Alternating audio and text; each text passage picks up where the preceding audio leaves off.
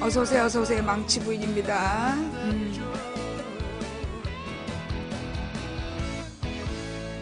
네, 예. 지금 녹화 버튼 눌러놨고요. 네, 이 평상시에 녹화 버튼을 안 누른다든가, 뭐, 여러 가지, 그, 사고를 하도 쳤더니 우리 시청자들이 그냥 쫄아가지고 말이에요. 예. 시청자들이 쫄아가지고 지금 막 그 녹화 버튼 눌렀냐 챙기는 게 많어? 내가 제일 싫어하는 게 잔소리야. 내 청소하려고 그러는데 우리 엄마가 청소하라고 하면 나 안 했어. 내 녹화하려고 하는데 녹화 버튼 눌러려고 하면 녹화 안 해. 알았어? 나는 어? 어. 문 닫어. 딸한테 또 혼났어. 네. 이 망개구리 정신으로 살아온, 예. 그 망개구리 정신으로 살아온 망치 부인인 거죠? 예. 오늘 아침에, 오늘 아침에 이제 우리 신랑이 그러는 거야. 우리 이제, 우리 조카랑 같이 이제 내가 그 신랑 기다리고 있는 차로, 차를 타고 이제 그 교회 가려고, 차에 탔어요. 근데 우리 딸은 오늘 못 갔어. 오늘 교회를 못 가고 이제 집에 있고, 조카랑 이렇게 둘이 걸어서 신랑 차로 갔어. 근데 신랑이 막 이제 이 옷을 입었다고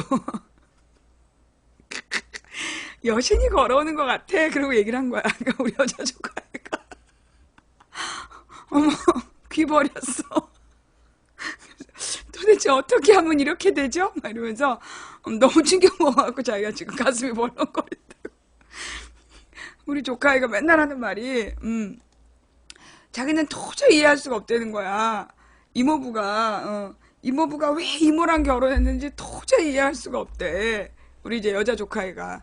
그리고 이제 이 남자 조카애도 그 이모부가 하는 말은 다 잘 듣는데 그 여자를 조심해라 이런 말 하면 안 들어. 몰라. 이모부도 이모랑 결혼했잖아. 이것들이. 근데 이제 점심 때 와가지고 조카가 우리 딸한테 그걸 일르는 거야.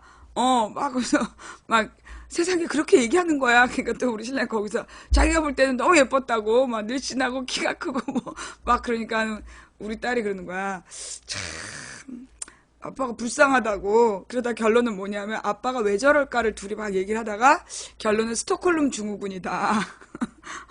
그러니까 이제 인질로 잡혀서, 극도의 공포 속에 살다 보면, 그 인질범을 막 사랑하게 되는, 스톡홀름 증후군이다. 이제 이런 얘기까지 나왔어. 그러다가 이제 우리 신랑이 태어난 날이 우리 신랑이 태어난 날짜가 내가 태어난 날짜로부터 9달 20일 뒤에 태어났어요. 그러니까 이제 그 보통 이제 잉태돼서 수정이 돼가지고 태어나는 데까지 총 걸리는 시간이 9달 열흘이래. 그거 알죠? 예.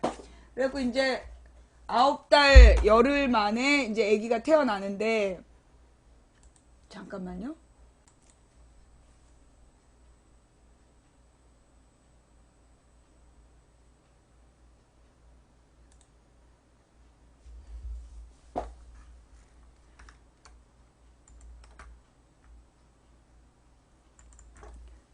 9달 열흘 만에 이제 아기가 태어나야 되는데 우리 신랑이 나보다 9달 9달하고 13일이 느리구나. 9달 13일이 느려. 그러니까 이제, 잠깐만요.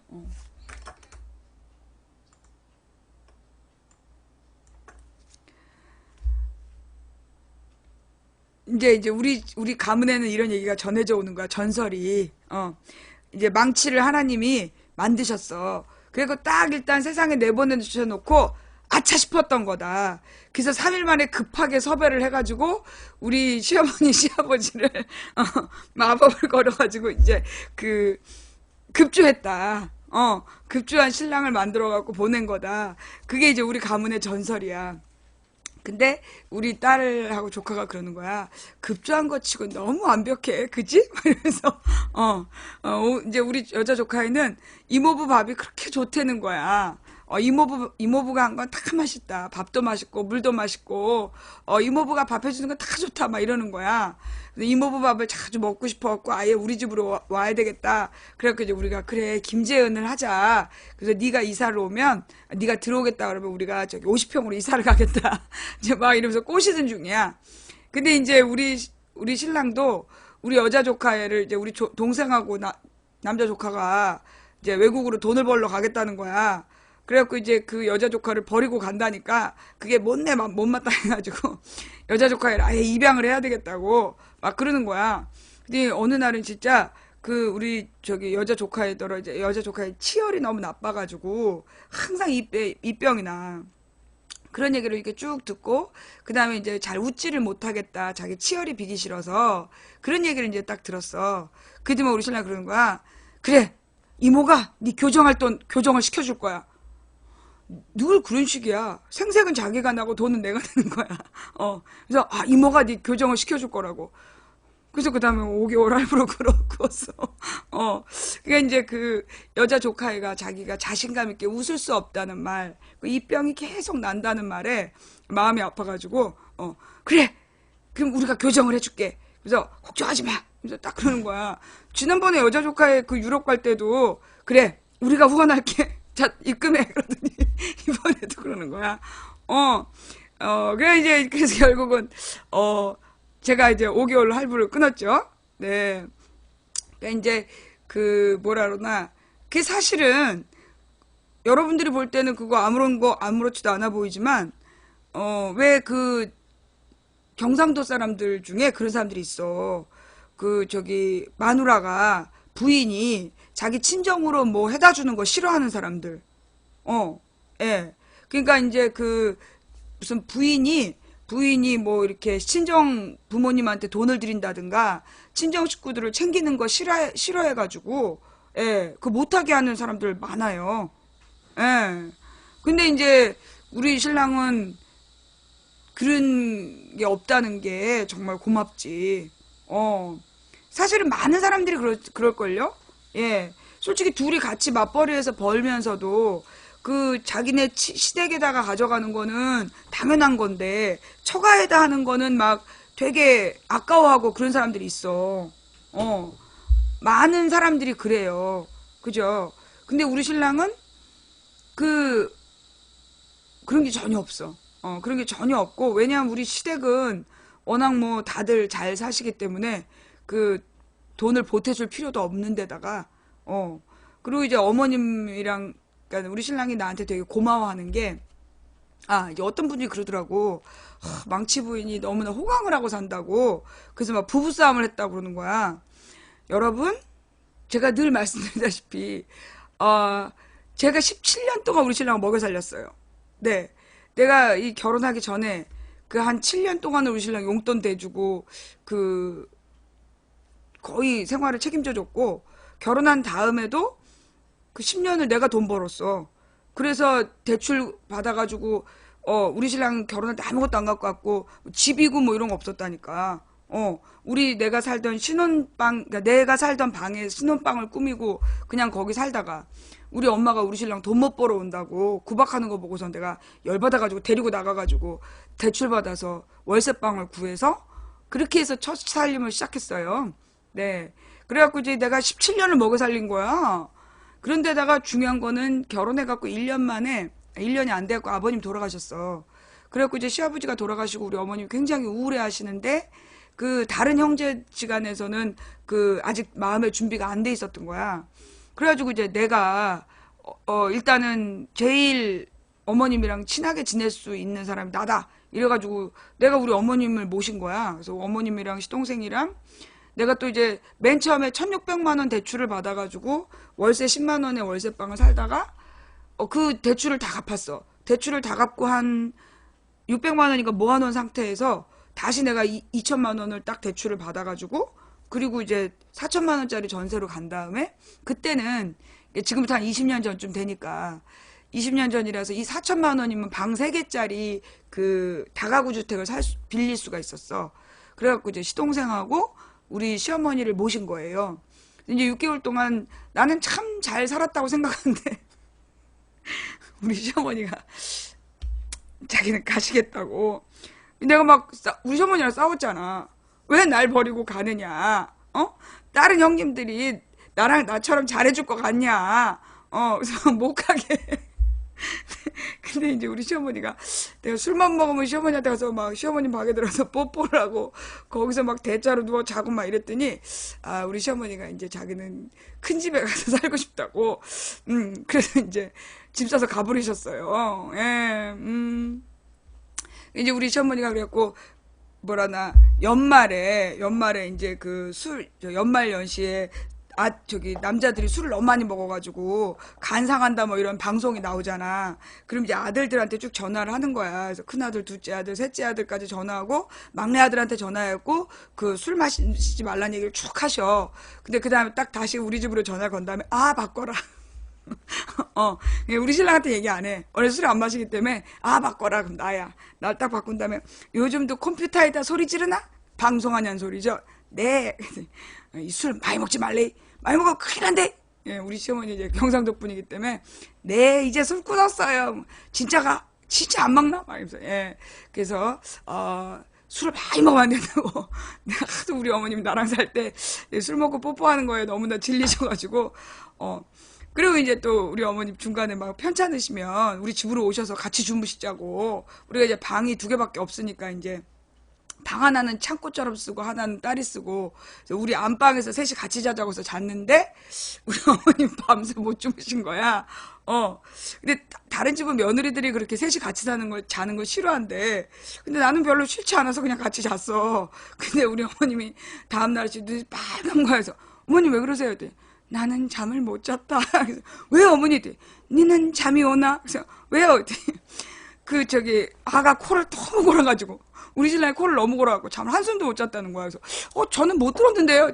그래서 천생연분이라고. 자기는 내가 낳았지만 아들이 코 고는 소리에 잠을 못 자는데 그렇게 잘 자더라고. 그러더니 우리 어머님 하신 말 나중엔 쌍으로 골 때 쌍으로 골아대가지고 우리 어머님이 도저히 잠을 잘 수 없었다는 슬픈 전설을 이야기하시면서 네. 네. 그래가지고 이제 우리 어머님이 그래서 그 뒤로는 우리 집에 와서 주무시질 않아. 며칠 전에 집을 수리한다 해서 그럼 우리 집에 와서 주무셔야지 했더니 우리 집에 그래서 얘기를 해봤는데 어머님이 막내 내려가시겠대. 우리 집은 좀 시끄럽고 잠자기 불편하시다고 생각하신 것 같아.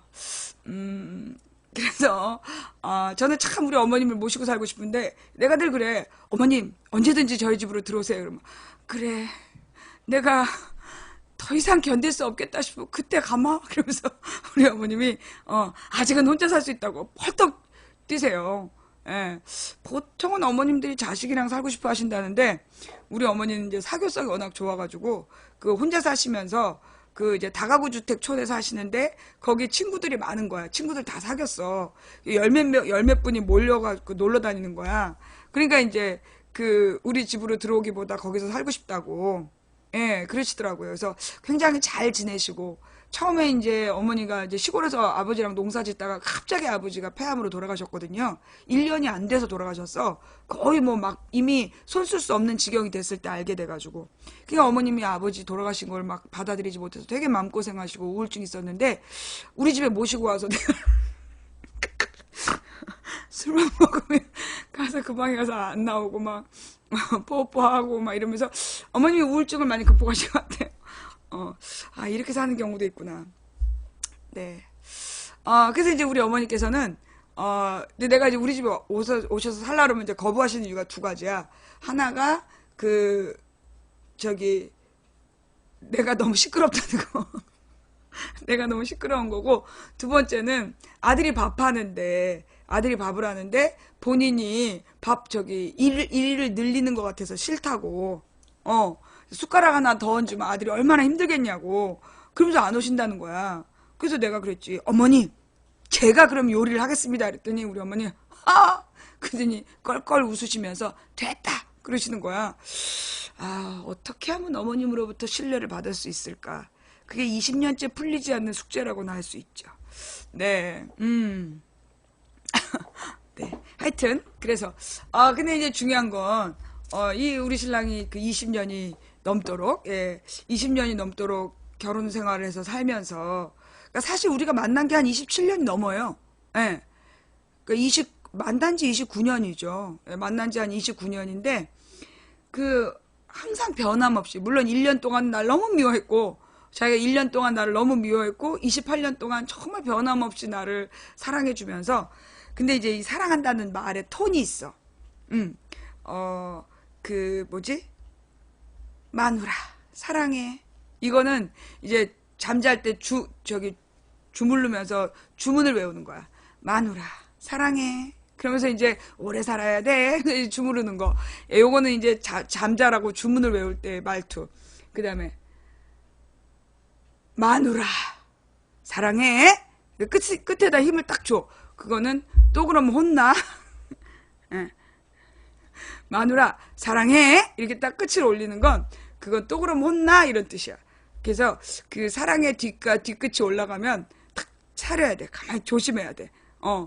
그 다음에 이제 정말로 사랑할 때는 사랑해. 이렇게 얘기하고. 그래서 상황별 사랑의 톤이 달라. 사랑의 한마디에 많은 뜻이 있는 거야. 내가 또 눈치는 빠르잖아. 그래서 신랑의 어투를 딱 보고, 여기서 덤비면 안 되겠다 싶을 때 탁 꼬리 내려. 꼬리 딱 내리고 자존심 없이 딱 굽히고 살아. 그래야 밥 얻어먹고 사는 거야. 이 세상의 남자들이 말이에요. 쓸데없이 아무 때나 자존심 내세우고 부인한테 들이대다가 밥 못 얻어먹고 그러는 거야. 밥할 줄 모르면 일단 밥 소뚜껑 쥔 사람한테 무조건 순종해야 되는 거야. 그래야 늙어서도 호강하는 거야. 알아? 예. 이 사랑의 톤이 다 달라요. 네. 이 중요한 건 뭐라 그러나 우리 신랑이 늘 하는 말이 그런 거야. 사랑은 서로 부족한 부분을 채워주면서 사는 거다. 부부는 서로 부족한 부분을 채워주면서 사는 거다.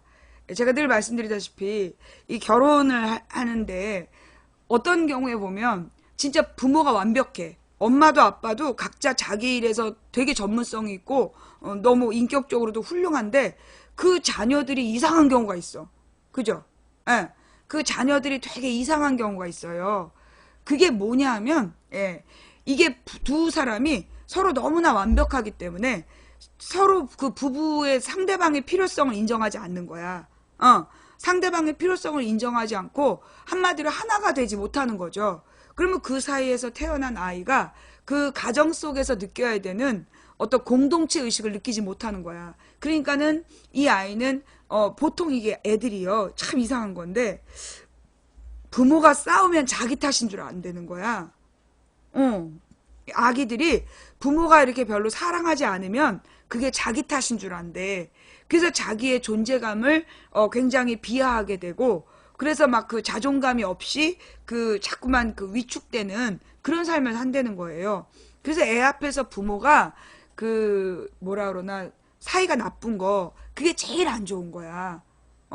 이 부부가 서로 의존하고 서로 사랑을 표현하고 서로 존중하면서 이렇게 살아야 그래야 이 애가 그 속에서 안정감을 느낀대. 근데 부모가 서로 이렇게 비난하고 막 자존심을 긁고 말 한마디를 해도 상처가 되는 말들을 수시로 하잖아요.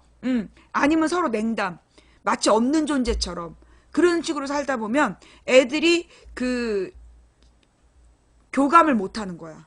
부모하고 교감을 못 해. 누구하고도. 왜냐하면 이 교감이라는 건 사실은 부부가 아기가 태어나서 아무것도 모르는 것 같잖아. 근데 가만히 누워서 엄마 아빠를 보는 거야. 1년 동안 관찰하면서 그때 모든 걸 다 배우는 거예요. 태어나서 1년 동안 그 아기가 정서적으로 완성된대. 그 1년이 굉장히 중요한 거야. 뱃속에서 1년, 태어나서 1년.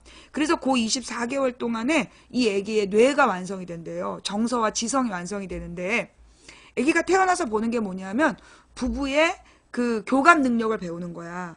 그래서 그때 부부가 굉장히 사이가 좋게 아이를 막 협업해서 잘 키우는 집 아이들은 거기서 협동을 배우고 사회성을 배워가지고 그래서 이 애들이 되게 인간관계가 좋아진다는 거죠. 그리고 또 이 우리 주변에 사회성이 좋은 애들을 보면 걔네들의 특징이 뭐냐면 가족이 많아. 뭐 할머니 할아버지 뭐 외할머니 외할아버지가 버글버글 몰려 사는 집이 있어. 그리고 막 주변에 이모 이모부 막 이렇게 같이 모여 사는 그런 집 애들은 사회성이 좋아. 근데 딱 엄마 아빠하고 딱 셋만 사는데 엄마도 잘났고 아빠도 잘났고 각자 잘 살면서 그 주로 애 봐주는 데다가 맡겼다. 그러면 애가 잘못되기가 쉬워요. 예, 예. 일반화의 오류 같아요? 예, 그래요. 일반화의 오류라고 느끼면서 왜 듣고 있어? 예, 블랙이에요. 음. 그러니까 이제 그 부모님들이 예, 이 부모님들이 보면 예, 이 아이들을 그렇게 그러니까 본인들이 자기가 배우자의 필요성을 못 느끼잖아. 그러면 교감을 안 해. 사실 완전한 부모들의 특징은 서로 바빠. 그리고 서로 얘기를 안 해. 서로 대화를 많이 안 해. 근데 그걸 보고 애들이 잘하면요. 예. 그러면 애가 남들하고 대화 잘 못해. 그런 사람들 본 적 있어요? 그 아이의 부모를 보면 너무 사회적으로도 성공했고 인격적으로도 훌륭한데 그 집 애들을 보면 그 집 애인데 좀 약간 이상한 애들이 있어. 예. 그 문제가 그거라니까. 부모가 각자 둘 다 너무나 완전하기 때문에 서로의 필요성을 못 느껴. 그러면 이 집은 하나의 교감을 하지 않음으로 인해서 이 아이가 블랙 걸어주세요. 예, 강퇴시켜주세요. 예, 네, 예. 그래야 이 아이가 그 교감하는 걸 보면서 거기서 사회성도 배우고 인간관계를 배우는 건데, 예. 그 인간관계를 배우지 못하니까 그 아이들이 자존감도 잃어버리고 그 사회생활을 못하니까 혼자 이렇게 외롭게 살아가는 그런 문제가 있어요. 예. 그래서 사실은 이제 우리가 이 부부들이 가져야 될 자세가 뭐냐면 아이 앞에서 충분히 행복한 부부의 모습을 보여줘야 된다. 충분히 행복한 부부의 모습을 보여주지 않으면 내 아이가 불행해져요. 예. 그리고 무엇보다 아이의 자존감이 사라져.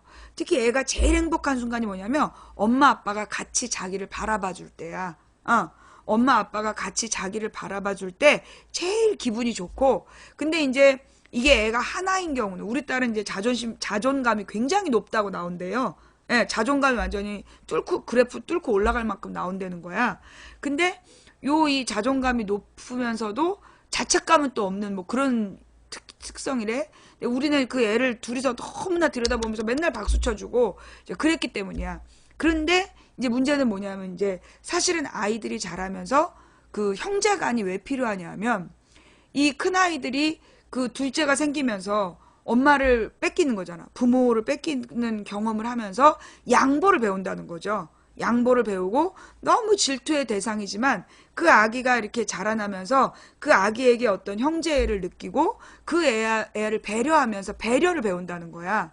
그래서 이게 형제 관계는 배려와 양보를 배우는 그래서 굉장히 중요한 이 형제의 기능이 있다. 이게 이제 애들의 교과서에도 나오더라고요. 근데 이제 우리 딸은 그 형제가 없잖아. 형제가 없기 때문에 그래서 우리는 어떻게 했냐면 조카들, 예, 우리 이제 그 동생네 애들하고 이게 나이 차이가 좀 비슷했어. 그 여자 조카애가 우리 딸보다 한 살이 많았기 때문에 그래서 거의 이렇게 같이 키웠어요. 예, 그래서 이제 그 오빠하고 그 남자 조카애하고 여자 조카애하고 우리 딸을 늘 셋을 같이 데리고 다니면서 그 형제 관계를 경험하게 해준 면이 있었고 그 다음에 이제 좀 애가 좀 크기 시작하면 지가 이제 사춘기에 접어들잖아. 그러면 그때 이제 부모로부터 막 떨어져 나가기 위해서 막 이렇게 반항을 하고 부모한테 좀 못된 말을 하려고 그러고 막 그럴 때가 있단 말이야. 근데 이제 그때 나는 아예 내 컨셉을 너랑 동급이다. 그래가지고 이제 그때 내가 그 아이에게 음,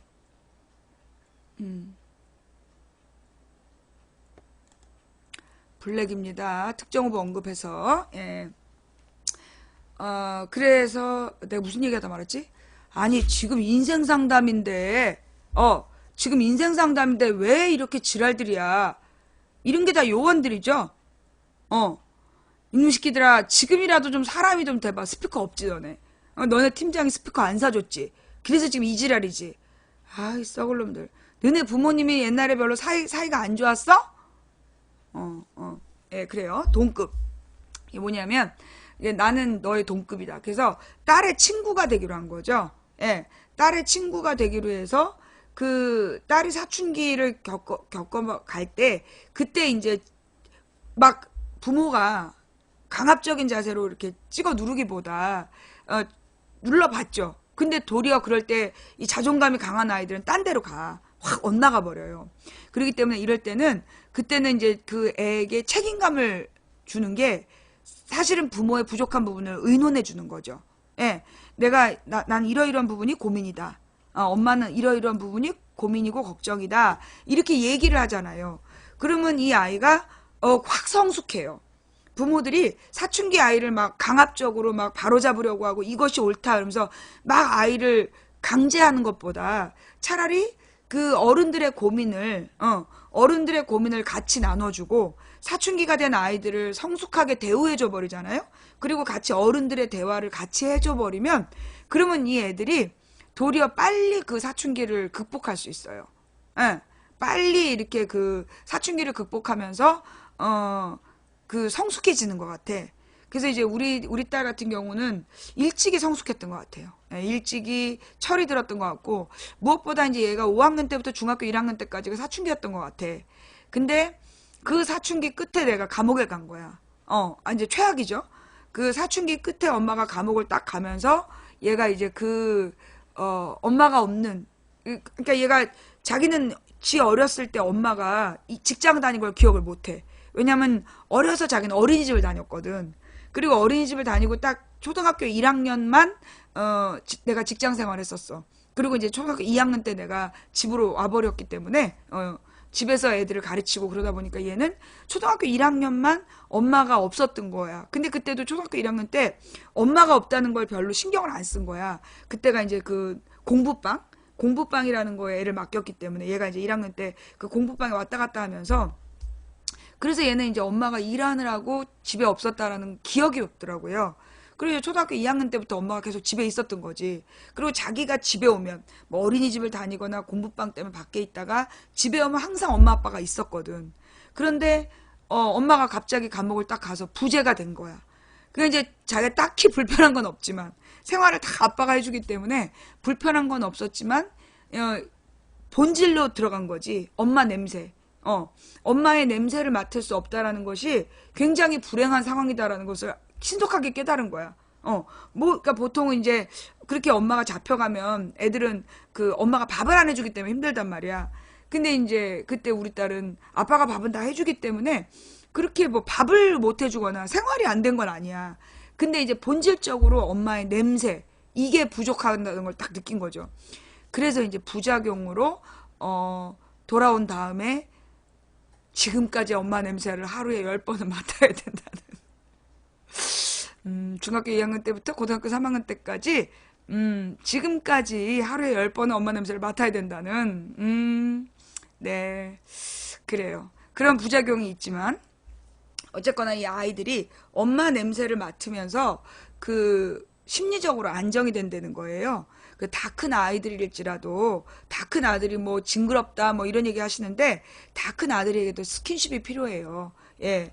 그 다 큰 아들의 그 중심을 막 끊는다든가 이러면 안 되고, 막 엉덩이를 두들긴다든가 이러면 안 되고, 어깨를 두드려 주는 거. 아들, 잘하고 있어. 이 딸한테는 힘들지, 어깨를 두드려 주면서, 머리를 쓰다듬어 주거나 어깨를 두드려 주면서 스킨십을 해주는 거, 그거 굉장히 중요하다. 특히 중고등학교 애들한테 잘하고 있다, 네가 정말 힘든 일인데 잘하고 있다, 그렇게 자꾸 해주는 거, 그게 필요하다는 거.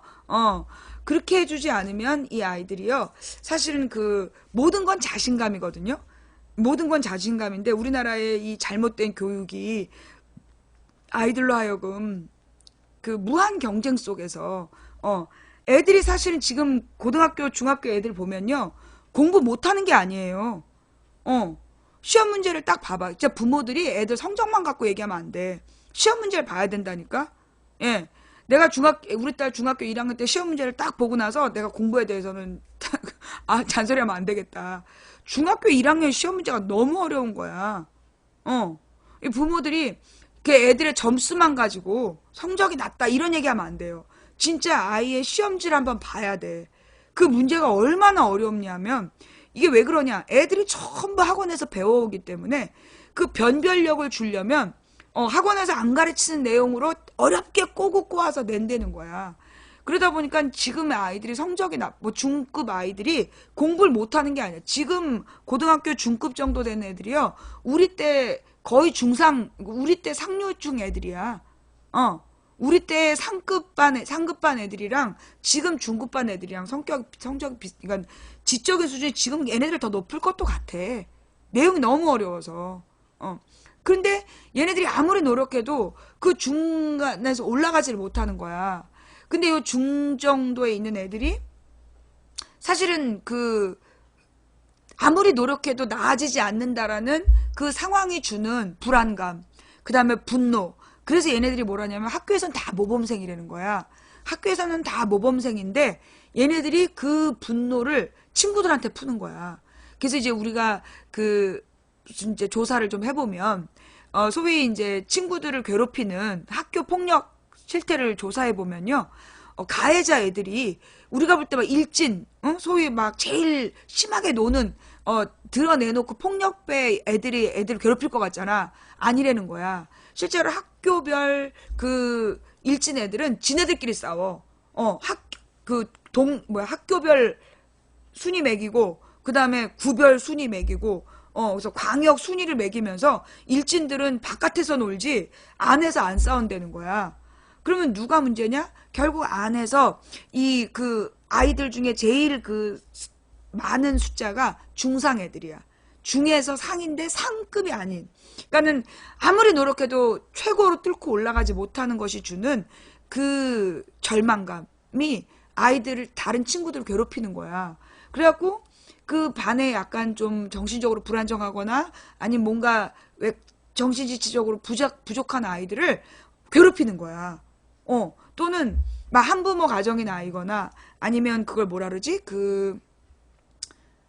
다문화 가정의 아이들. 그래서 그 엄마나 그러니까 애들이 또 머리는 좋잖아. 그리고 얘네들이 학교로 쫓아오지 못할 아이들을 골라서 괴롭힌다는 거야. 학교로 쫓아오지 못할 아이들을 골라서 엄마가 없는 애들이거나 아니면 엄마가 다문화 가정이라서 이렇게 말을 잘 못한다든가 그런 애들을 딱 찍어가지고 그렇게 괴롭힌다는 거야. 근데 이제 그게 왜 그러냐면 얘네들도 아는 거지. 그게 이제 그러니까 애들이 머리는 좋아지는 거야. 머리는 좋아지는데 정서적으로 성숙하지 못한 상태이고 그런데 무엇보다 그런 상태에서 무한 경쟁이 주는 그 우울감 그걸 극복하지 못하니까 그렇게 공격적으로 나가는 거예요. 내가 오늘 이 얘기를 왜 하느냐.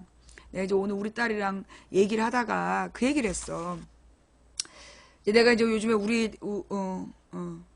네. 뭐라 그러나. 우리 딸에게 이제 얘가 사탐을 공부를 하고 싶은데 사탐을 공부할 만한 데가 마땅치가 않은 거야. 그래서 우리 딸이 전설적인 사탐 강사님께서 한번 사탐 공부를 해서 자기한테 가르쳐 보라는 거야. 그리고 이제 내가 이제 공부를 하면서 이 윤리 부분을 다시 찾아봤어. 그러니까 우리 때하고 또 다르게 바뀌었더라고요. 교과서 내용이. 그때하고 또 이제 이 편제가 많이 달라졌어. 그래가지고 이제 그 윤리를 요새 공부를 하고 있는 거야. 근데 이제 거기서 내가 뭘 느꼈냐면 모성애라는 거 있잖아요. 모성애. 우리는 모성애라는 걸 되게 상위의 개념으로 알잖아. 그죠? 굉장히 인간이기 때문에 우리 모성애에 대해서 잘 생각해 보자고. 오늘 내가 문득 깨달은 거야. 우리가 이제 모성애라는 거를 깨달을 때 우리는 보통 어떻게 하냐면 고도의 인간적인 아주 합리적이고 이성적인 인간이 인간으로서 최고로 갖추는 게 모성애다라고 생각하잖아요. 그죠? 근데 아니라는 거야. 아니라는 거예요. 모성애는요. 그렇지 않다는 거야. 무슨 얘기냐면 이 모성애는 동물적 본능이야. 잘 생각해봐요. 이 다큐멘터리를 보면 이 곰이 어미곰이 새끼곰을 돌보기 위해서 배짝 고르면서 그 겨울 내내 굶으면서 아기곰한테 젖을 주잖아. 그렇잖아요. 그 다음에 어미사자가 그 무지막지한 들소떼하고 싸우면서 그 들소를 사냥해서 새끼사자를 먹이잖아. 그죠? 모든 사자가, 모든 곰이, 자기 새끼를 돌보는 거야. 그러니까 결국 모성애는 우리가 생각하는 사회적 개념이 아니라는 거야. 이거는 본능이라는 거죠. 그런데 그 동물들로 또 자세히 들어가 보면 동물을 낳았어. 근데 이 동물이 그 좀 처져. 그러면은 이 어미들이 어떡하냐? 처지는 새끼는 또 버려요. 그거 알죠? 우리가 볼 때는 셋을 낳았어. 새끼를 셋을 낳았으면 셋을 다 키울 것 같잖아. 아니라는 거야. 자연 속에서의 그 어미는 그 가장 모자란 자식을 버려. 그래서 왜 떨어뜨리거나 이래가지고 살아남은 애들만 데리고 가는 거야. 왜냐하면 이게 생존 본능인 거죠. 얘네들을 데리고 다녀야 되는데 애가 좀 부실해. 그러면 그 부실한 애를 끝까지 데리고 갈 수가 없다는 거지. 그래서 초장에 얘가 따라갈 수 없겠다. 얘가 경쟁에서 살아남지 못하겠다 싶으면 아예 제거해 버리는 거야. 그래서 버리고 가는 거죠. 그래서 우리가 모성애에 대해서는 잘 생각해 볼 필요가 있는데 우리는 이게 당연히 모성애라는 말로 어미가 가져야 될 자세라고 생각해. 그리고 이게 인간이면 당연히 갖는 거라고 생각해. 아니라는 거야. 사실 이 모성애는 동물적 본능이에요. 예, 동물적 본능이고 이 동물들 중에 어미가 돌보는 이유가 뭐냐? 어미가 돌보는 이유. 그 아버지는 중요하지 않은 거야. 이 동물 세계에서 그 수컷의 역할은 정자를 제공하는 걸로 끝나. 대체로. 그 상위 동물일수록. 그러니까 그 어미 동물이 그 새끼를 생존 가능한 성인까지 딱 키우고 그 다음에 또 딱 버려. 생존 가능한 때까지 키운 다음에 싹 버리는 거야. 그게 이 동물 세계의 모성애예요. 근데 우리는 그거를 굉장히 엄마들, 당연히 여성들이 가져야 되는 어떤 사회적 개념인 것처럼 생각하고 그걸 유도한다는 거지. 그래서 똑같이 워킹맘인데 똑같이 일하는 부부인데 아이를 돌보는 건 당연히 여자 몫인 것처럼. 그래서 어린이집에서 아이에게 문제가 생기면 당연히 엄마에게 연락하잖아. 엄마 아빠가 둘이 있는데 애한테 문제가 생겼어. 그러면 그 어린이집에서 엄마한테 전화하고 아빠한테 전화 안 하잖아. 그게 잘못된 거라는 거야. 네. 잘못된 거라는 거죠. 그쵸? 펭귄의 특징이 있어. 펭귄은 부성애예요. 예. 펭귄은 이제 그 새끼 알을 낳잖아. 알을 낳아놓으면 이 펭귄들이 그 알을 품어. 이게 아주 특별한 거잖아요. 예. 그래서 이 펭귄들이 그 아버지의 역할이 커. 그래갖고 이 어미들은 새끼를 낳고 그 다음에 가서 이 뭐라 그러나 그 고기를 먹은 다음에 그래서 이제 그 영양분을 흡수해서 와서 이 아이에게 그 영양분을 주는 역할을 하는데 그동안에 이 아빠들이 알을 품어가지고 키워내는 거야. 그래서 이 펭귄은 되게 독특하죠. 그리고 이 펭귄의 세계가 이 동물 세계 중에서 굉장히 뭐라 그럴까 연구해볼 가치가 커요. 예, 이게 되게 큰 얘기라서 이 과학 중에서도 이 펭귄의 특징이 뭐냐면 펭귄이 굉장히 추운 데 있잖아. 펭귄은 굉장히 추운 지방에 있기 때문에 이 추운 지방에 있는 이 펭귄들이 그래서 얘네들이 어떻게 하냐면 떼로 지어 있잖아. 떼로 이렇게 그 알을 품고 있을 때 꼼짝하면 안 돼. 그러니까 발등에다가 알을 딱 품어갖고 이 아빠의 그 엉덩이 밑에다가 알을 품고선 있는데 이때 아빠가 떨어져 있으면 죽는다는 거야. 얼어 죽는다는 거야. 그래서 이 사람들, 이 펭귄들이 다 모여 있는 거야. 근데 모여 있으면 제일 가에 있는 애들이 춥잖아. 그래서 이게 돈되는 거야. 이렇게 돌아가지고 안과 밖이 천천히 회전을 해서 그래서 이 무리가 공동으로 이 아이를 키워내는, 알을 부화시키는, 예. 그래서 이 굉장히 과학적이라고 해서 자연의 순리를 굉장히 깨달은 그 존재가 펭귄이라는 거죠. 그리고 이 펭귄들이 그래서 부부가 같이 키우고, 그러면서 굉장히 사회적으로 몰려다니고, 예. 그래서 이 펭귄의 사회성, 그 다음에 벌의 사회성, 개미의 사회성, 이런 개미나 벌이나 펭귄의 사회생활이, 굉장히 구조적이라는 거야. 인간들보다 훨씬 더 협업이 잘 되고, 기러기, 기러기, 펭귄, 벌, 개미, 이런 존재들을 가만히 비교해보면요. 심지어는요, 희생도 해요. 예. 그 동물의 다큐멘터리 같은 걸 잘 보잖아. 그러면 이 벌들이나 개미들이나 이 기러기나 뭐 이런 종류들이 공동체를 위해서 희생도 해. 그거 알죠? 예. 그러니까 결국 우리가 알고 있는 어떤 모성애, 그 다음에 다른 타인을 위한 헌신, 희생, 이게 인간만이 갖고 있는 감정이다. 그게 잘못된 거야. 어, 아니라는 거예요. 실제로 그게 이 동물들도 그렇게 희생정신이 있어요. 예. 그 희생정신이라는 거는 뭐 숫사자가 유일하게 움직일 때가 무리가 공격당할 때잖아. 일반적인 사냥은 암사자가 해요. 모든 사냥은 암사자가 하는데 숫사자가 딱 움직이는 건 무리가 공격당할 때. 그때만 숫사자가 나서서 싸우는 거야. 예. 그리고 뭐라 그러나 이 벌이나 개미들 중에서도 보면 역할이 철저히 구분되어 있고 그 역할들 속에서 어떤 위기가 오면 그 순장조처럼 집단적으로 어느 계층이 죽기도 하고 그래요. 그래서 그 과학을 이렇게 생태계를 공부해 보면 아 정말 이 인간만이 이성을 가진 존재이고 인간만이 굉장히 잘난 것처럼 우리가 알고 있는데 소위 우리가 되게 많이 이건 이성의 뭐라 그러나 본능이 아니라 자연적 본능이 아니라 이성의 역할이다라고 우리가 생각하고 있는 것들이 사실 동물 세계에도 있다는 거야. 근데 이 이성을 강조하는 사람들의 특징이 뭐냐면 동물은 이성이 없는 존재라고 딱 단정을 지어. 그래서 동물에게는 없는 감정이라고 그러면서 어떤 희생정신, 모성애 뭐 이런 걸 얘기하잖아. 그거 잘못된 거라는 거야. 그거 진짜 잘못된 거다. 실제로 진짜 동물들 속에 보면 그 다음에 또 이런 얘기가 있어. 그 동물은 자기네들이 죽을 거라는 걸 모른다. 그런 얘기 하잖아요. 그죠? 애들 교과서에 나와. 이 인간만이 자신이 죽을 거라는 걸 아는 유일한 존재다. 이렇게 가르쳐. 코끼리 딱 나오잖아. 거짓말이에요.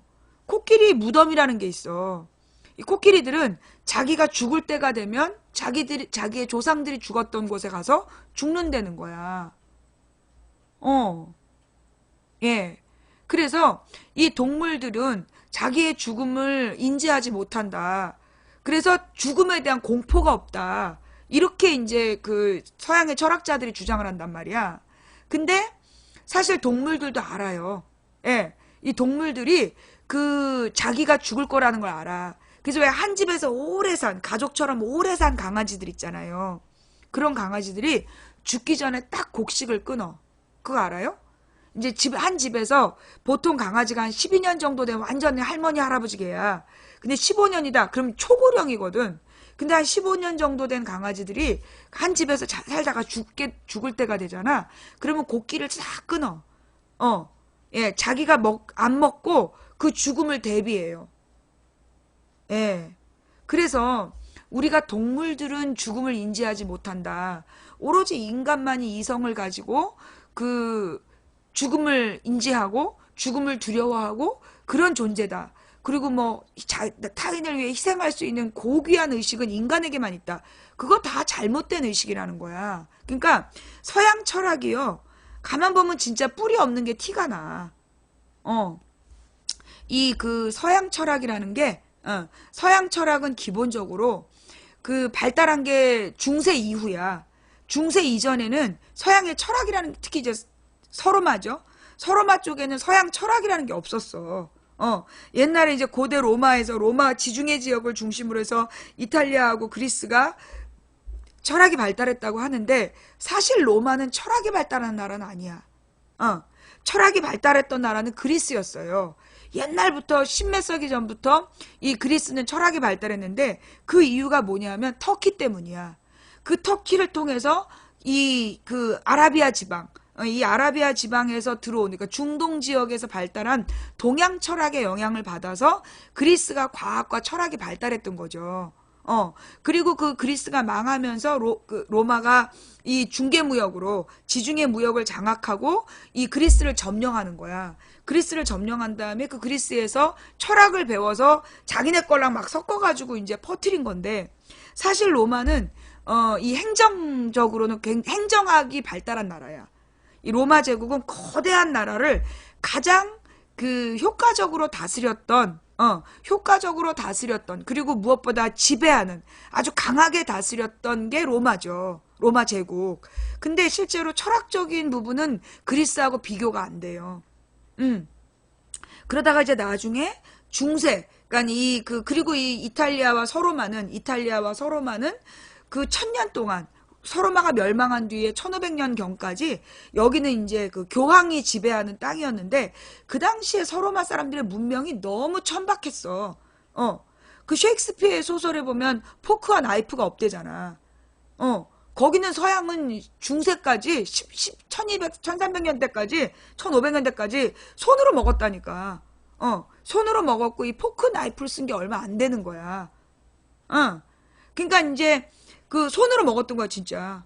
예. 중세 서로마가 어디냐면 이제 영국, 프랑스, 스페인, 이탈리아. 여기가 서로마야. 그 서로마 지역이 그 서로마 문화권이죠. 여기가 주로 그렇게 손으로 먹었던. 그리고 그러면은 스웨덴, 노르웨이 이런 데는 일찍이 문명이 발달했냐? 거긴 노르만족이라고 더 했어. 거기는 더 그랬어. 그래서 하여튼 이제 북유럽이나 서유럽이 사실은 굉장히 그 문명적으로 뒤처져 있었어요. 그러다가 나중에 이제 그 십자군 원정을 통해서 새로운 문물을 배우는 거야. 서로마 사람들이 십자군 원정으로 그 아랍 지방에 가서 그 이슬람의 문화를 보고 충격을 먹는 거야. 이슬람의 앞선 철학, 과학 이런 걸 보고 깜짝 놀라는 거죠. 사실 서유럽은 그때까지 지구가 네모나타라고 주장을 했다니까. 교황이 지구는 네모나타. 저기 지중해 끝을 저 수평선 뒤는 절벽이다. 그걸 믿었대니까. 그러면서 이 그 중세의 유명한 철학 중에 스콜라 철학이라는 게 있어요. 예. 이게 뭐냐면 그 고대 그리스에서의 그 고대 그리스 철학이 로마로 와가지고 그 서유럽에 퍼진 다음에 그 이제 이 스콜라 철학이라는 게 수도원을 중심으로 발달하는 거야. 그러니까 이제 그 권력이 아닌 비권력자들이 모여 있는 곳이 수도원이었고, 비권력적인 종교인들이 모여 있는 곳에서 얘네들이 이제 막 공부를 하는 거야. 공부를 하면서 그 신학과 이성을 결합시키려고. 그러니까 그리스에서는 뭐라면 인간은 이성을 가진 존재다 라고 얘기를 했단 말이야. 그래서 그리스 철학이 발달했어. 근데 중세에는 교황이 이야기하는, 그리고 이제 그 고대 서로마에서 전파된 기독교 철학. 그래서 하나님이 지배한다는, 그래서 신학과 이성의 조화를 막 학문적으로 막 하려고 했던 게 스콜라 철학인데, 그 스콜라 철학에 근본적인 한계가 있었다는 거지. 이 사람들의 철학이 하나님을 온전히 이해하지 못했어요. 내가 볼 때 그래. 그러니까 우리가 지금 우리나라 개신교 신자들이 왜 이 모양이 됐냐 하면 그 스콜라 철학의 문제라고 봐. 이 토마스 아퀴나스를 굉장히 위대하게 얘기하는데, 이 그 서로마는 근본적으로 그리스 철학의 핵심을 이해하지 못하고 그리스 철학을 활용하는 부분에만 관심이 있었어. 그런데다가 그리스 철학하고 그 바울의 철학이 겹쳐지면서 그리스 철학하고 기독교 철학이 뒤죽박죽이 됐는데, 본질을 파악하지 못한 상태에서 그걸 섞어서 권력하고 연결을 지었단 말이야. 권력하고 연결을 지으려고 했기 때문에 그 철학적인 깊이가 너무 낮았던 거예요. 그 스콜라 철학이 언제까지 가냐면 십자군 원정 때까지 쭉 가는 거야. 십자군 원정 때까지 그게 유일한 서유럽의 철학이었어. 그러다 보니까 그 서양의 철학이 그 중세 이후에 이슬람으로부터 자극을 받아가지고 동양 철학의 자극을 받아서 중세부터 이제 그러니까 그 15세기 이후에 철학이 발달한단 말이야. 그러다 보니까 본질적인 이해가 많이 부족하다. 근데 우리 동양 같은 경우에는, 그러니까 그리스나 우리 이 동양은 이미 언제 사실은 이 기독교 철학의 핵심은 이 구약 성경이 쓰여진 게 1500년 경이라잖아. 1500년 모세의 오경이 쓰여진 데가 1500년 경이라는 거야. 그리고 우리나라도 그 비슷한 시기에 그때 이미 단군 왕검에 대한 기록이 있잖아. 그죠? 그리고 중국에서는 갑골 문자라는 문자가 있잖아. 그리고 이 중국의 갑골 문자보다도 더 오래된 이 아라비아 지방, 지금의 그 서아시아 지방에, 그러니까 옛날 말로 아라비아, 뭐 이슬람이 지배했던 그 지역이 뭐 수메르인 뭐 이런 사람들이 살면서 고대 문자와 과학이 발달해 있었어. 이 사람들이 이제 유목민족이기 때문에 이 유목민족은 주변에 이 모래가 끊임없이 모양이 변해요. 가령 이제 우리 동양은 강의 위치라든가 산의 위치를 보고 땅을 찾아갔어. 지도를 그리고. 그런데 이 서아시아는 거대한 사막 지역이야. 그럼 이 사막 지역은요, 뭐가 문제냐면 모래로 다 덮여 있는 데가 많았어. 그러면 이 모래로 덮여 있는 데의 문제는 뭐냐면 모래가 모양이 변해. 바람에 의해서 지형이 변하는 데야. 그러다 보니까 그런 지역에서 살고 있는 사람들이 근데 뭘 찾아가야 돼? 오아시스를 찾아가야 돼. 어딜 가면 물이 있다. 그 많은 양떼나 이런 무리들을 이끌고 이 물을 찾아서 가야 되는데, 그래서 필요한 게 뭐였냐면 천문학이에요. 별자리를 보고 찾아가는 그게 그래서 발달한 거야. 그래서 별의 운행을 이게 사실은 별자리의 운행을 이 양치기들의 학문이었던 거죠. 천문학이 양치기들의 학문이었던 거야. 양치기들이 삶의 지혜로 갖고 있는 걸 정리해낸 게 천문학인 거죠. 그러면서 이런 공기의 흐름, 이게 생존의 문제였던 거야. 아주 열악한 자연환경 속에서 공기의 흐름을 파악해야 살아남을 수 있었거든. 그러니까 과학이 제일 먼저 발달한 데가 요 아라비아하고 인도, 아라비아 지방하고 인도 지방이 그렇게 과학이 발달했다는 거 아니에요. 왜 그러냐면 특히 이 인도 지방 같은 경우 어느 다큐멘터리를 보니까 인도의 유적이 굉장히 발달한 유적이 있었어. 막 목욕탕까지 완전하고 하수도까지 있고 상수도 하수도가 있는 거야. 기원전 천몇백 년 전에 있었던 도시인데 기원전 천몇백 년 전까지 있었던 도시인데 이게 막 너무나 이렇게 도로도 정확하고 상수도 하수도가 있고 공동체가 완벽한 계획도시를 갖고 있었던 거. 천몇백 년에 딱딱 줄지어갖고 천문학적인 모든 기술이 집약된. 그런데 하루아침에 그 도시가 망한 거야. 하루아침에 그 도시가 망했는데 그 이유를 몰랐어. 나중에 찾아보니까 그게 뭐 때문이었냐? 물길 때문이었던 거야. 이 히말라야 산맥에서 눈이 녹아서 내리는 물길이 어느 날 홍수가 확 난 다음에 물길이 변해버린 거야. 그래갖고 물이 도달하지 않으니까 그 도시 하나가 순식간에 죽어버리는 거야. 그리고 다른 지역으로 옮겨서, 그래서 인도 문화에 보면 강을 섬기잖아. 그래서 강에서 모든 걸 다 하잖아요. 막 거기서 태어나면 애를 씻기고, 한쪽에선 거기서 시체 태우고, 한쪽에서 거기서 성인식하고, 막 빨래하고, 그것도 먹고 막, 그런데 안 죽는 거. 난 진짜 그게 신기한데, 저지간 인더스강, 겐지스강에 대한 어떤 강을 섬기는 문화, 그게 왜 나왔냐?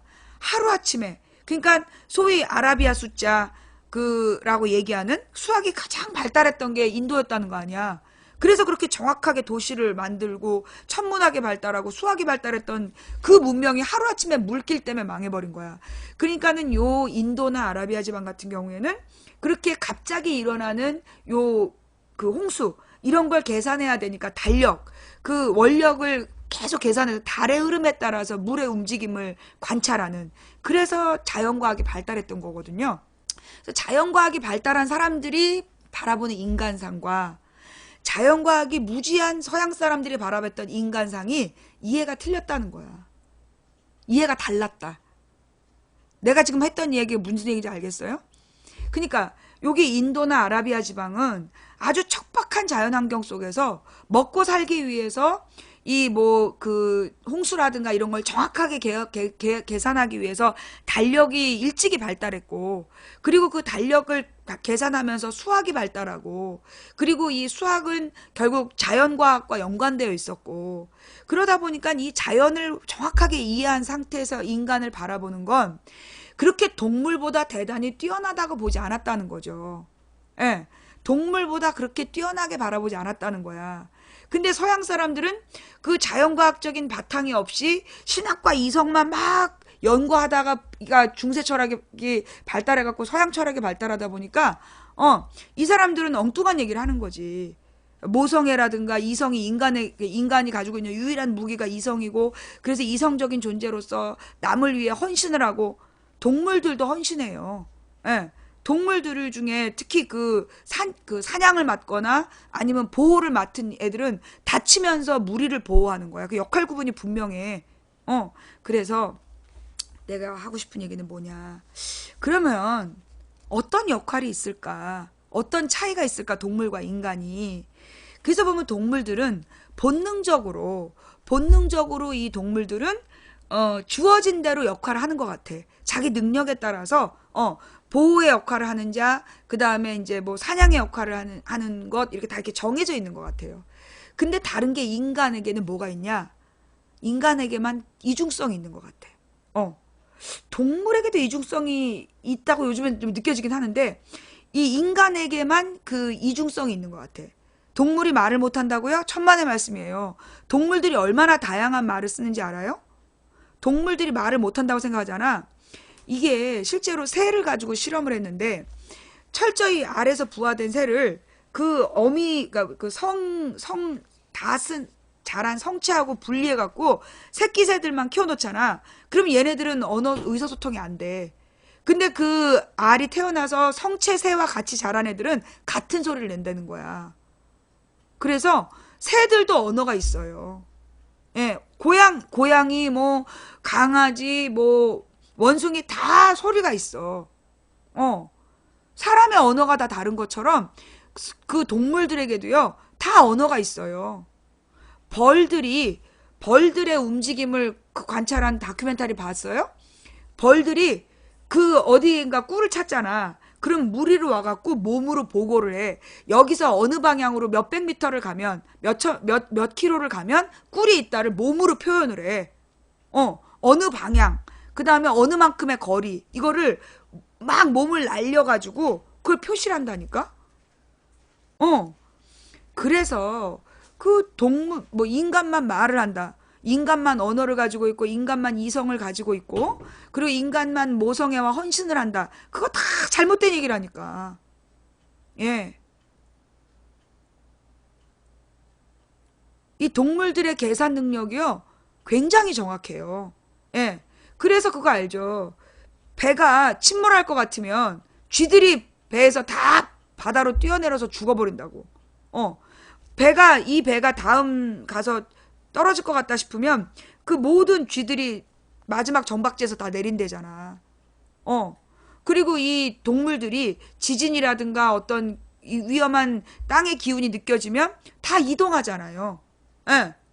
그래서 왜 그 작년 여름에 그 이상한 집단 이동이 많이 발견됐었잖아. 그리고 큰 지진이 왔잖아. 그런 것처럼 이 동물과 인간을 우리가 굉장히 인간이 동물보다 우월한 존재라는 착각. 그게 인간이 잘못하는 거야. 근데 나 요즘에 이제 동물에 대해서 연구를 내가 옛날에 진짜 동물에 대한 관심이 없었어. 꽃에 대한 관심도 없었고. 근데 요즘은 동물하고 교감하는 거에 대한 관심이 생긴 거야. 특히 우리 앞집 강아지.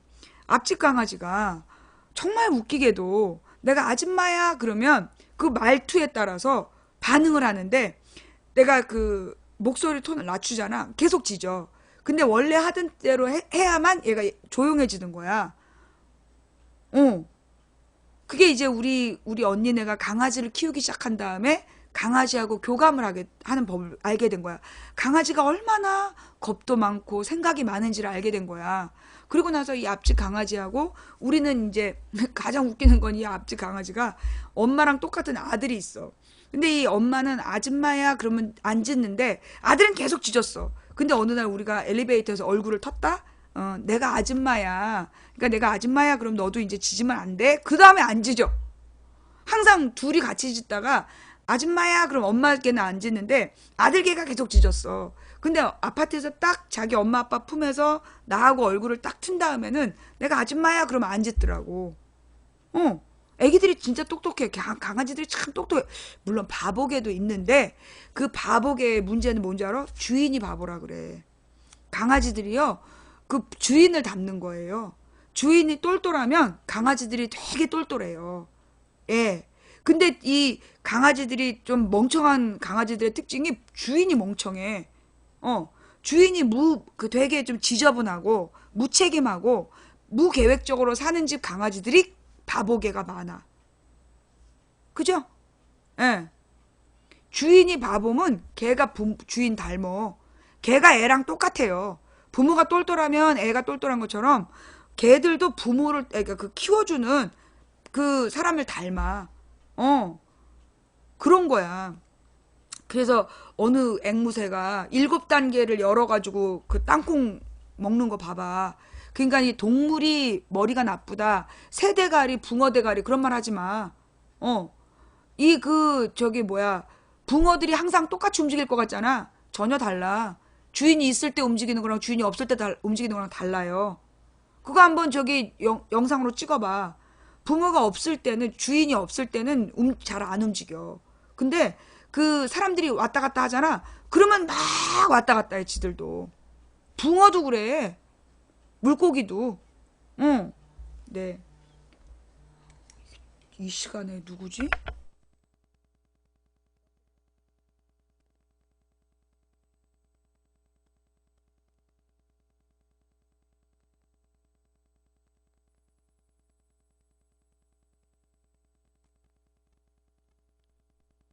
모르는 번호로 전화가 왔어요. 네. 아니, 그래서 닭이 머리 나쁘다고 생각하는 거 진짜 어리석은 거예요. 닭들이 얼마나 머리 좋은지 알아? 어. 닭들이 개를 잡아. 닭 쫓던 개라는 말이 있는데요. 사실은 닭이 개를 지배해요. 딱 이 닭이 개의 지능을 파악한 다음에 이 수탉 있잖아. 이 수탉이 이 개가 얘가 좀 부실하다. 좀 어리버리하고 좀 지능이 낮다 그러면 닭이 개를 딱 억압한다니까? 지배해요. 닭이 막 짖으면 확 소리를 질러. 막 비명을 질러갖고 개가 조용해져. 그래서 닭대가리란 얘기하면 안 돼. 예. 그래서 동물들이 굉장히 영리한 존재야. 그리고 심지어는요, 사람을 이용한다니까? 동물들이 다 사람을 이용해. 모르지? 실제로 동물들이요, 사람을 이용해요.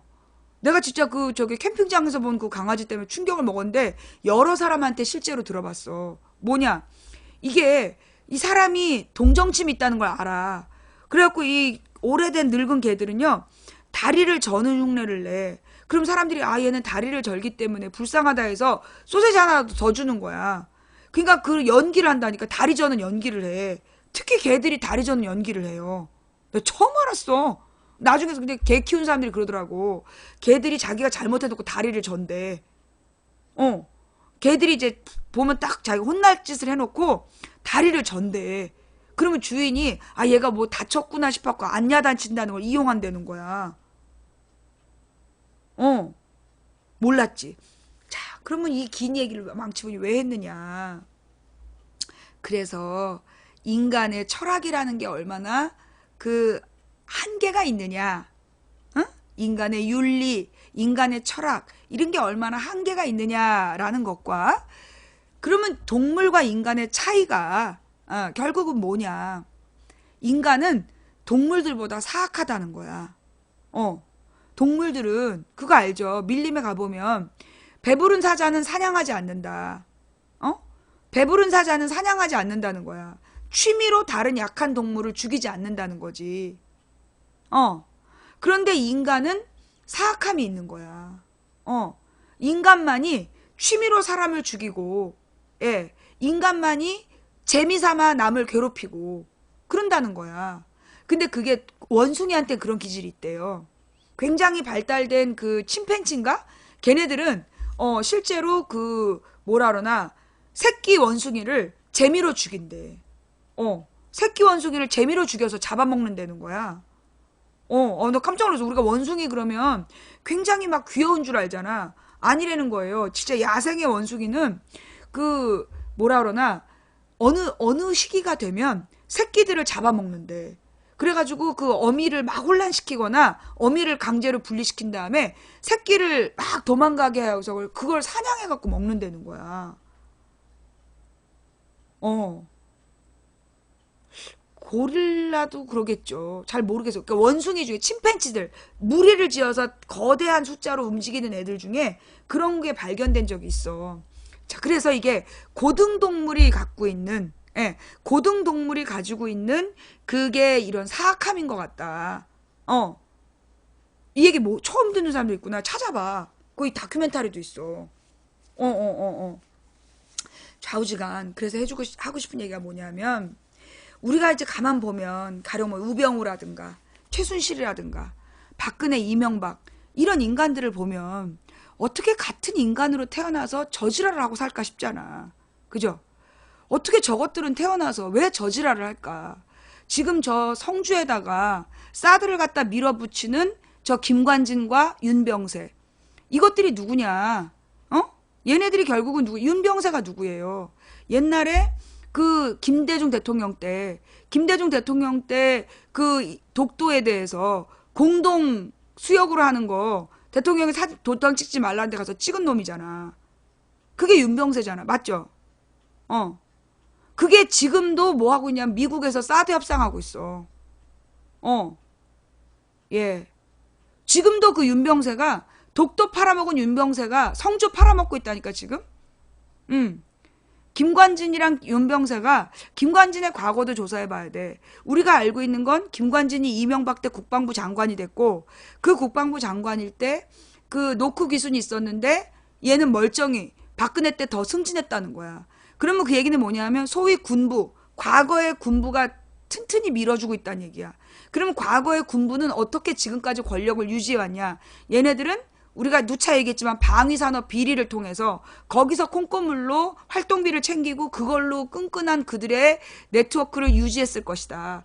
그들이 지금 김관진을 돕고 있는 거고 그래서 그 김관진이 그 사드를 그 무리해서 다음 정권이 바뀌기 전에 무조건 심느라고 저 지랄하고 있는 거 아니야. 그 나는 김관진에 대해서 김관진 윤병세에 대해서는요. 나는 다음 정부에서 반드시 문책해야 된다고 봐. 얘는 국회의원들이 반드시 얘네들은 고발해야 된다고 봐. 고소고발을 해서 정권 바꾸고 난 다음에 얘네들에 대해서는 책임을 물어야 된다고 생각해요. 자, 책임을 묻는 것은 굉장히 필요한 일이다. 박근혜나 우병우나 최순실이나 그 김기춘이나 그 모든 인간들, 그 사악한 인간들에 대해서 책임은 책임대로 물어야 돼. 그 책임을 묻는다는 건 뭐냐면 자기 행동에 대해서 스스로 갚게 하는 거죠. 대가를 치르게 하는 거죠. 근데 우리 인간들이 대가를 치르게 하는 건 너무 미약하다는 거야. 고작 징역 몇 년 살고 평생 놀고 먹는다면 얼마나 좋겠어. 그죠? 인간들이 줄 수 있는 벌은 한계가 있는 거야. 그죠? 그래서 내가 우리가 해야 될 일이 뭐냐. 그들을 마음으로 미워하면 안 돼. 걔네들이 법적인 책임은 뭐 그건 자기네들이 한 짓이니까 지는데 우리가 마음으로 미워하지 않고 하나님께 맡겨야 된다. 그러면 하나님께서 하나님의 방식으로 하나님은 진짜 무서워. 뭐 수백만 명을 하루아침에 죽여버릴 수 있는 능력을 가진 게 하나님이시기 때문에 하나님께 딱 맡겨서 하나님의 그 손으로 치게 그걸 그분께 맡겨야 된다.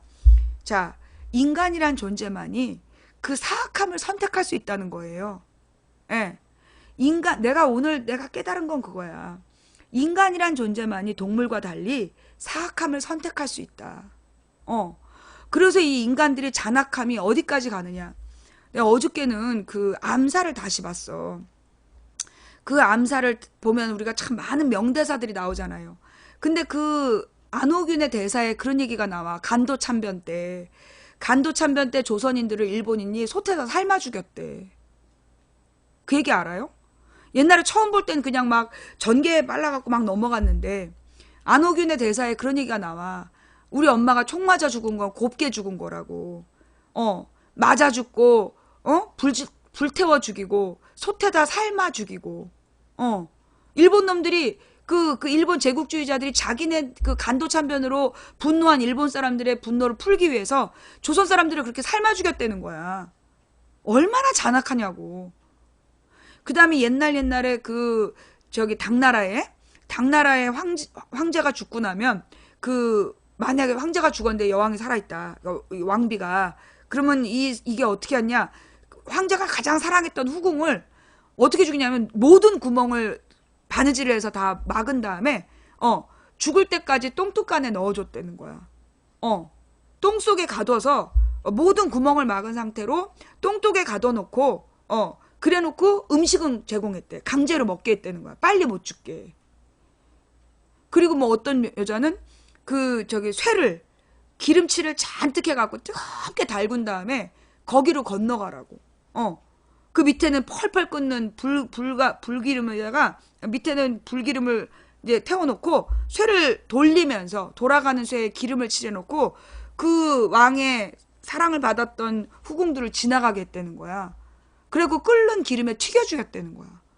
얼마나 잔인해. 그죠? 그 다음에 춘추 전국시대 때 춘추시대보다 전국시대가 더 끔찍해서 전국시대 때 계속 전쟁이 일어나니까 농민들이 먹을 게 없어갖고 자기 자식을 잡아먹었대잖아. 아이가 태어났는데 그 자식을 삶아서 먹으면서 서로 이 자식을 삶아먹고 다음에 다른 자식을 삶아먹기로 했는데 한 부모가 애를 데리고 도망을 갔다. 그래서 재판이 열리는 그런 장면들이 나와. 그만큼 인간들의 잔인함이라는 게 끝이 없는 거야. 우리 누구야? 박정희 때 전두환 때 그리고 이승만 때 이승만 박정희 전두환 때 소위 독립운동을 하거나 민주화운동을 했던 사람들 고문했던 거. 그게 일본 놈들이 독립운동가들 고문했던 방법으로 민주화운동가들을 고문한 거 아니야. 그래갖고 간첩이란 자백을 받아내서 그걸로 합법적으로 죽이고 그 지랄한 거 아니에요. 그러니 그 인간의 잔혹함. 그러니까는 일본의 731 부대 마루타 실험했던 그 다음에 히틀러의 유태인 학살. 이 모든 것들이 인간의 잔악함이 어디까지 갈 수 있는가를 보여준다는 거죠. 그 다음에 우리가 이제 이슬람 문화에 대해서 굉장히 막 어떤 선진적이고 되게 좋게 이해하고 있어요. 굉장히 발달한 거 맞아. 근데 이슬람 지도자들 중에 어서 오세요. 수고하셨어요. 이슬람 지도자들 중에 어떤 놈은 자기가 정복한 지역에서 정복민들을 지배하기 위해서 어떻게 했냐면 저항한 사람들을 갈고리로 이렇게 죽였다는 거야. 그러니까 산채로 갈고리에 배를 뚫어갖고 걸어놨다는 거야. 그걸 그림으로 그려갖고 전 지역에다가 네가 내 말을 안 들으면 이렇게 할 거다. 그래서 이 꼬챙이에다가 꽂아서 죽이고 꼬챙이에다가 꽂아갖고 세워놓고 사람을 이렇게 그리고 이렇게 갈고리를 이렇게 걸어서 죽을 때까지 괴롭히고 그러면서 아주 잔혹한 그런 아주 잔인한 지도자들이 이슬람에 있었다는 거예요. 예. 그러니까 이제 우리가 인간에 대해서 생각할 때 인간이 이렇게 잔혹한 존재구나. 인간이란 존재가 이렇게 잔악할 수 있는 존재구나 라는 걸 이해해야 된다는 거야. 그 잔혹함은요 동물하고 달라요.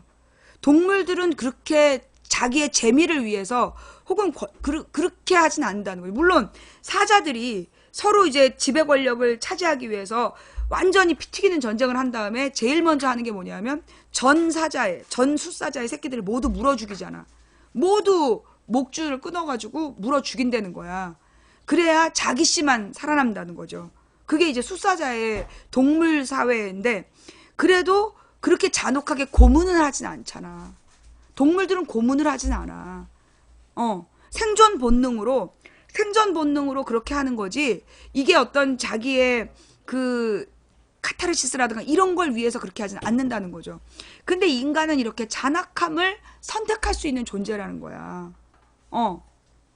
자, 그래서 필요한 게 뭐냐. 그런데 우리 인간에게는 그런 잔악함만 있는 게 아니라는 거야. 우리 인간에게는 그런 잔악함만 있는 게 아니라 정말로 정말로 순결하게 무리를 위해서 우리가 이제 옛날 이야기를 읽어보면 제사를 지내서 제물을 바치잖아. 심청전 이야기도 보면 처녀를 제물로 바치는 거잖아. 그러면 이 제물이 된 처녀들은 결국 자기가 공동체를 위해서, 집안을 위해서 죽었던 거예요. 우리가 예수의 삶을 굉장히 의미 있게 바라보는 이유가 다른 사람의 죄를 대신 지고 죽은 희생 제물이기 때문이잖아요. 그런데 사실 우리 인간들 중에 그런 희생 제물이 된 사람 많았다는 거야. 뭐라 그러나, 안데스 산지, 안데스 고원에서 있었던 고원지대 문명에 보면 거기서 축구를 해가지고 진 팀을 죽였다는 거 아니야. 죽여가지고 그 심장에 피를 바치고, 그게 결국은 다 희생인 거죠.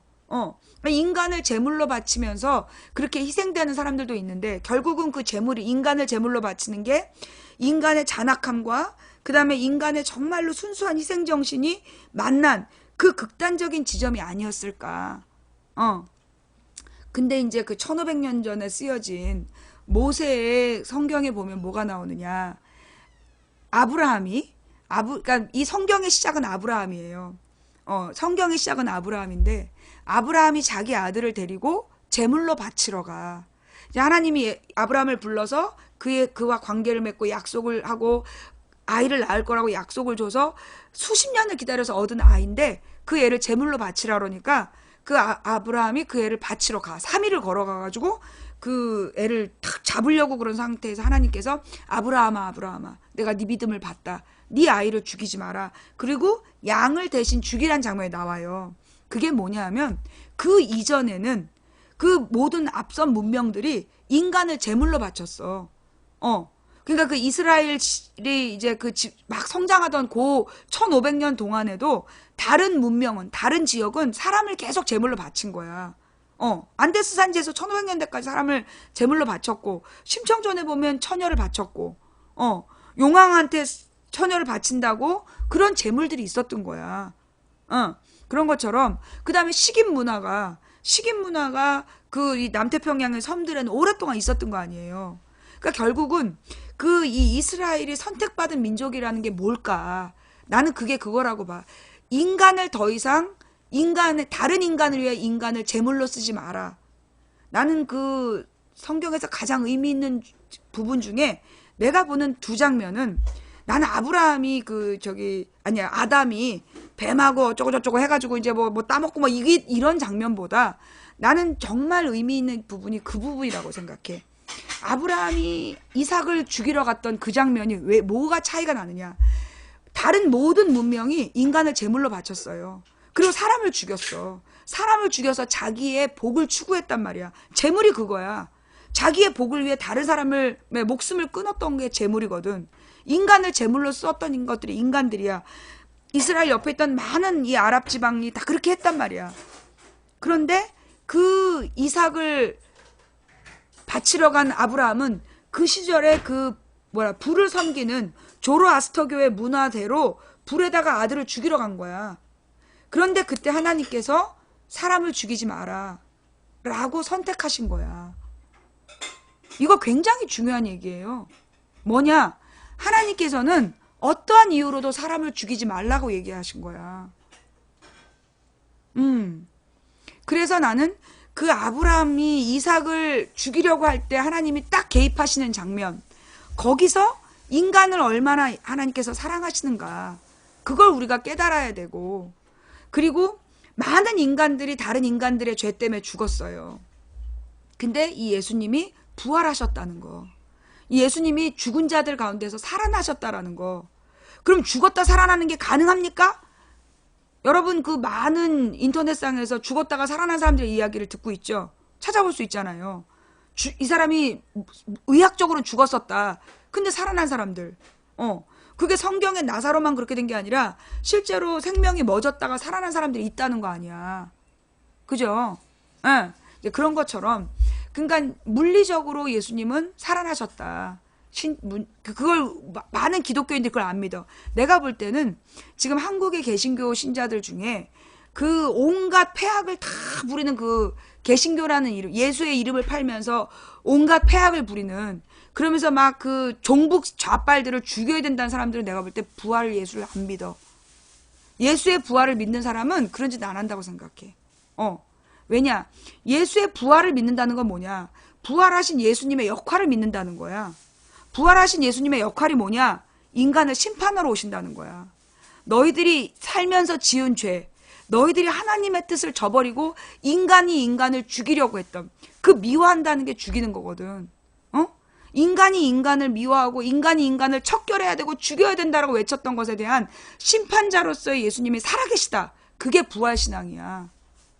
우리는 이제까지 막 그 많은 사람들이 예수님의 부활을 무조건 믿어야 그게 신앙이다라고 얘기했어. 근데 부활의 역할에 대해서 우리는 강조하지 않는다는 거야.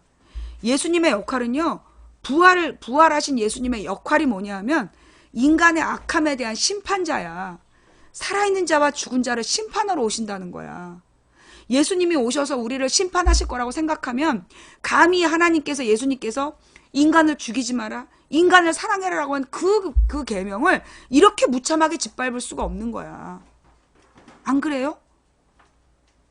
이념이 다르다고 사람을 죽이고, 취향이 다르다고 사람을 죽이고, 피부색이 다르다고 죽이고, 이건 내가 볼 때 이 한국에서 지금 정치적으로 개입하고 있는 한국의 대형 교회들, 이 대형 교회들은 부활신앙이 없는 기독교인들이라고 생각해. 그들은 기독교인이 아니야. 기독교인이란 말은 예수 그리스도를 메시아라고 믿는 거거든. 예수 그리스도를 메시아로 믿는단 말이 뭐냐면 예수님이 죽은 자들 가운데서 살아나셔서 심판자가 되셔서 하나님 옆에서 우리 인간이 얼마나 나약한 존재인지를 끊임없이 중보기도 해주시고, 그리고 인간이 지은 죄에 대해서는 나중에 심판을 하러 오신다. 그걸 믿는 게 그리스도교야. 근데 한국의 개신교 신자들이 교회 건물을 믿어. 교회 건물을 자기의 지분이라고 생각하고 교회 건물을 투자라고 생각해서 교회 건물을 믿는 자들이 많아진 거야. 그들이 그 건물에 들어가는 비용을 유지하기 위해서 부자들에게 입맛에 맞는 설교를 하고 부자들의 이익을 위해서 교회를 운영하다 보니까 지금 이 모양이 된 거야. 근데요, 요게 서양의 교회들이 망해가는 길이었대요. 서양의 천주교회들이 서양의 지금 천주교를 열심히 믿는 나라가 몇 나라 안 돼. 스페인하고 그 프랑스 정도가 천주교 신앙이 굉장히 발달돼서 살아있고, 나머지는 천주교 신앙이 그렇게 발달되어 있지 않다는 거야. 그러니까 이제 이 이탈리아 남부에 이제 그 성당이 좀 있고, 그 다음에 프랑스가 좀 성당들이 있고, 그리고 이 그 스페인 정도가 그 성당이 좀 있지만, 독일이라든가 영국이라든가 이런 데는 벌써 이미 신앙이 다 사라졌다는 거야. 이미 그 대도시들, 잘 사는 대도시들은 예배 드리는 사람들이 거의 없다는 거예요. 근데 그들이 그렇게 망해갔던 과정이 이랬다는 거야. 교회가 크게 건물을 짓고, 서로 새 과시를 하고, 부를 과시하고, 그래서 망한 거야. 그래서 더 이상 사람들이 믿지 않게 된 거야. 여러분, 바티칸에 가보셨어요? 바티칸에 가보면요, 그 바티칸은 이미 관광지예요. 예. 바티칸에 있는 베드로 성당은 관광지야. 그리고 이번에 프란치스코 교황이 지금 나름대로 새롭게 사람들을 모아내서 그렇지, 그 전까지의 사실은 프란치스코도 나는 어느 정도 상품성으로 이용되고 있다고 생각해. 근데 바티칸에도 가보면 그렇게 정말 믿음으로 예배드리, 매주 바티칸 성당을 가득 메우고 미사드리냐? 아니라는 거야. 관광지야. 베드로 성당이 관광지예요. 예. 그래서 이탈리아 같은 데 가보면 성당이 너무 아름다워. 너무너무 그 두오모라는 것들이 그러니까 그 주교가 미사를 드리는 굉장히 큰 대규모 성당을 말하는데, 그 밀라노 성당 같은 데 가보면요, 밀라노에 있는 두오모를 가서 보면 욕이 나와. 너무 화려해가지고. 온 성당에 조각을 해놨는데 그 조각이 얼마나 아름다운지 몰라. 베드로 성당은 내부가 그렇게 화려해. 그래서 이제 그런 걸 보면서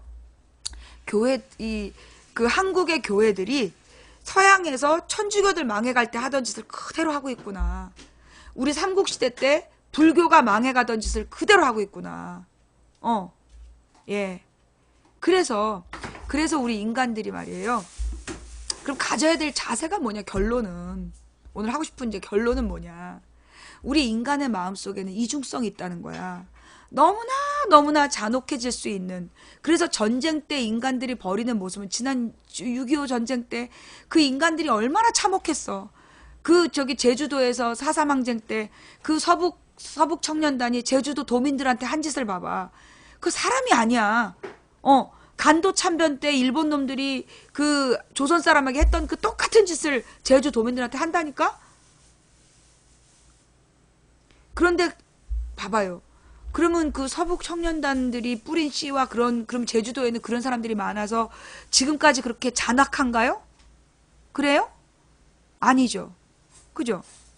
그 인류가 굉장히 잔악했던 역사가 있는데, 근데 그 인류의 그 잔악한 인간들이 지금 우리의 모습을 보면 그렇지 않잖아. 그죠? 이건 뭐냐. 인간은 그 아주 잔악함도 있지만 천사의 마음이 있어서, 인간의 마음 속에는 정말 이 인간은 태어날 때부터 악하고 태어날 때부터 착한 게 아니야. 인간은 태어난 뒤에 만들어지는 거라고 봐. 물론 이 태어남이란 뱃속에서 잉태됐을 때부터 인간이 만들어지는 거예요. 악한 인간이 될 거냐, 선한 인간이 될 거냐. 그런데 그 인간의 마음 속에는 여전히 두 가지가 살아있다는 거야.